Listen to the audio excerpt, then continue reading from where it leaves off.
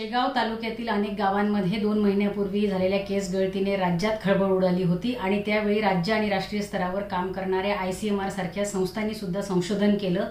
ज्येष्ठ संशोधक हिम्मतराव बाविस्कर साहेब यांनी केलेल्या संशोधनाचे निष्कर्ष हे समोर आलेले आहेत आणि त्यानुसार रेशनच्या गव्हातल्या सेलेनियम या घटकामुळे हे होत असल्याचं निष्पन्न झाले।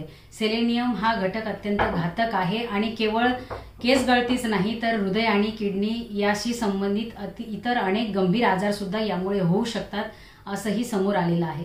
असं असताना राज्य शासन मात्र याकडे गांभीर्याने पाहायला तयार नाही। अद्यापही राज्य आणि राष्ट्रीय स्तरावरील या संस्थांचे अहवाल हे प्रसिद्ध करण्यात आलेले नाहीत। एवढंच नाही तर सेलेनियम युक्त गव्हाचं वितरण जे झालेलं आहे तोही गहू अजून जप्त करण्यात आलेला नाही। जर खरोखर हा गहू घातक असेल तर राज्य शासनाने जनतेच्या आरोग्याशी खेळ खेळणं थांबवलं पाहिजे आणि वितरित केलेला हा सेलेनियम युक्त गहू हा ताब्यात घेतला पाहिजे, जप्त केला पाहिजे, जनतेला चांगल्या दर्जाचं गव्हाचं वितरण केलं पाहिजे आणि जनतेच्या आरोग्याशी खेळणं थांबवलं पाहिजे।